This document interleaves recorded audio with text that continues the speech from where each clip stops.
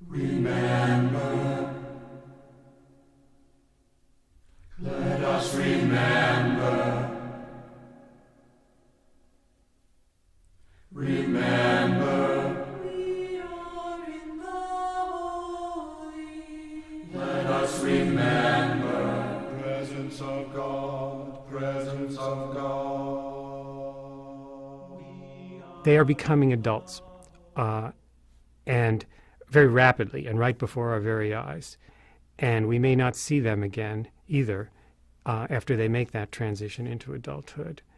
College functions ideally as a little space that they can have where they can think hard about what's going on in their lives and what's going on in the lives of others in the world outside. A little moment of reflection. Obviously, we can't seal the other world out here, out of what we're doing, and we don't. And obviously their personal lives are full of all kinds of complications at this time of their lives. People are afraid that students are too illiterate to be set to reading, and if that's the case, then you start on page 1 and talk about that page, and inevitably, if you do it with as much love as any teacher could throw into it, the students will come to love it too. That's my experience. One of the things when I think about Americans' view of the past is that this is well known, that we have what historians have called the exceptionalist view, and that is that America is an exceptional country. This sense that we have achieved so much often inhibits us, and I say all of us, students, Americans, whoever, and presidents, from looking critically at the past.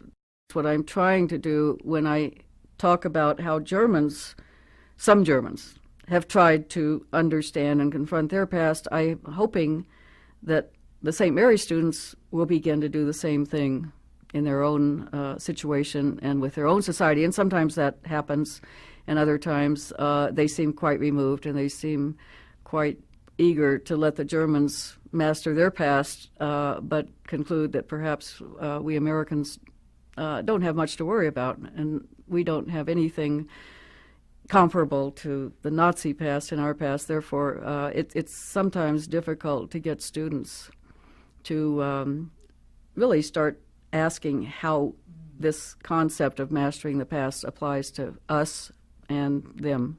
And it alarms me when young people seem to say, well, we've solved all of the problems of racial inequality, and we now have equal opportunity, and all of those are problems of the past. We can help our students see with new eyes by encouraging them to appreciate different ways of knowing. They come to us already embedded in a culture of some sort. Unfortunately, I think, that culture tends to be acquisitive and individualistic. It's the world we live in.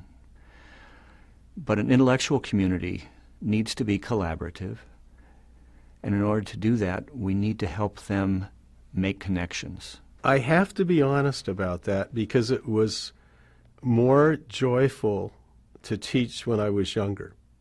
And I'll tell you why. This is going to sound a little strange. I think it's because of television that it's less joyful. Let me tell you what I mean. Have you ever seen an MTV video? The frame, the visual image is on sometimes for less than a second. And there's this constant bombardment. And if you listen to modern music, it's extremely percussive. It just comes at you. And I find that a lot of students nowadays, it's as if their nervous system has been altered. And to watch a movie like A Man for All Seasons, which is slow and meditative and thoughtful, is very hard. And so it's becoming harder for me to get through to the MTV generation. It's because they want constant bombardment. And it's harder for them to slow down and be quiet and contemplate. So I feel more like a missionary. In my classes, I'm saying to the students, okay, slow it down, be more contemplative, don't demand constant stimulation. So that has been, it's more of a challenge. It's harder. It's harder. The older I get, the harder it is because I don't understand hip hop. I don't appreciate MTV videos. And so it's not as easy to enter their mental universe as it used to be. I belong to a health club, Brother John, and I'm aware when I go there that if anything's going to happen when I go to do what I have entered those premises for, I've got to go up to the weight room and I have to spend 40, 50 minutes working very hard and sweating. And I'm not going to see the results of that today. I may see it 6 months from now. But daily to work out in that weight room and to commit to the process of what it means to become a healthy person. I also know there's a real strong temptation not to do that. There are other things. There's a wonderful sauna there and a whirlpool to go to, and there's a little cafe to go to afterwards, carrot juice, all that goes with that. And it's really possible to walk through the doors of that club and head for the sauna or the whirlpool and come back and have my carrot juice and never go to the weight room at all. I think that students come to St. Mary's, again, wanting to be fit, if that's the right word, academically, want to be buff academically, and they come through and they see our classrooms and they see the professors there in the classroom at the desk ready to go. But it's really easy for them to be distracted by the accessories around. I mean, we are sometimes referred to as the Moraga Country Club.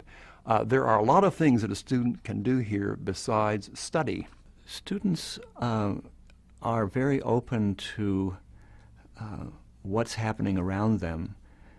They have, I think, we all have a natural aptitude to discover and understand what Rachel Carson called the sense of wonder.